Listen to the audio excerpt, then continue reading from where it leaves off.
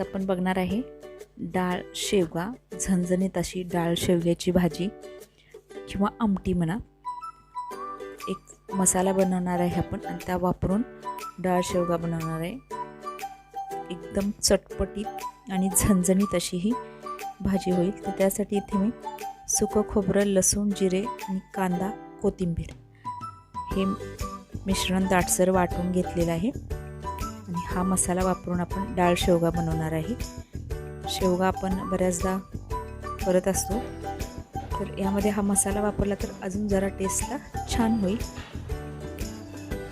तर इथे मी 4 शेवग्याच्या शेंगा घेतलेल्या आहेत आणि तुरीची डाळ उकडून घेतलेली आहे, बारीक कट करून घेतलेले शेंगा आणि हा मसाला आपण वाटून घेतलेला आहे। तर जरा वेगळ्या पद्धतीने फोडणी देऊन आपण हा शेवगा बनवणार आहे। तर डाळ आणि शेवगा एकत्र न उकडता आपण वेगवेगळं उकडून घेणार आहे। तर तयार करून घेतलेला मसाला हा आपण 1.5 चमचा तेल टाकून मी त्याच्यावरती छान असा भाजून घ्यायचा। मसाला थोडासा ब्राऊन होईपर्यंत आपल्याला भाजून घ्यायचा आहे आणि त्यानंतर मग यामध्ये हळद, लाल तिखट घालून व्यवस्थित हे मिक्स करून घ्यायचं आणि आपण शेंगा कट करून घेतलेल्या यामध्ये टाकणार आहोत। शेंगा सुद्धा या मिश्रणामध्ये हलवून घ्यायच्या, मिक्स करून घ्यायच्या। त्यानंतर थोडंसं पाणी टाकायचं आहे आपल्याला। पहिला शेंगा आपल्याला अशा या मसाल्यामध्ये थोड्याशा परतून घेऊया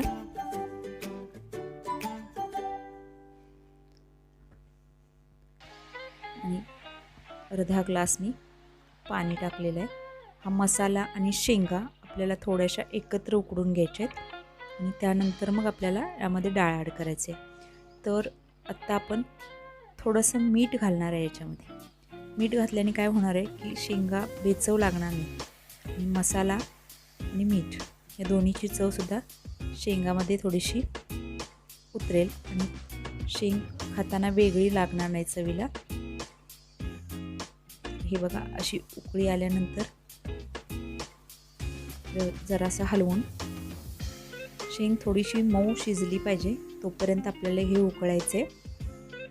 साधारण 5-7 मिनटं तुम्ही शेंगा यामध्ये शिजवून घ्या आणि त्यानंतर आपण उकडून घेतलेली जी डाळ आहे ती आपण ॲड करणार। कलर बघा किती छान आला या मसाल्याचा। आता आपण यामध्ये डाळ ॲड करूया आणि तुम्हाला हवं तेवढं पाणी तुम्ही ॲड करून पातळ करू शकता।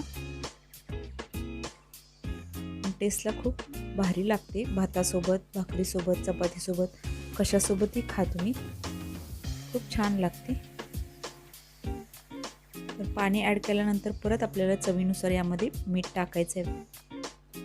बघा, खूप छान कलर आला आहे आणि टेस्टला सुद्धा भारी झाली। तर ही डाळ शेवगाची आमटी तुम्ही नक्की ट्राय करून बघा आणि मला अभिप्राय कळवायला विसरू नका। व्हिडिओ आवडला तर मित्रमैत्रिणींसोबत शेअर करा। चॅनलला सबस्क्राईब केलं नसेल तर नक्की सबस्क्राईब करा आणि हो, समोरील बेल आयकॉन दाबायला विसरू नका, कारण येणाऱ्या प्रत्येक रेसिपीची आपल्याला नोटिफिकेशन त्यामुळे मिळेल।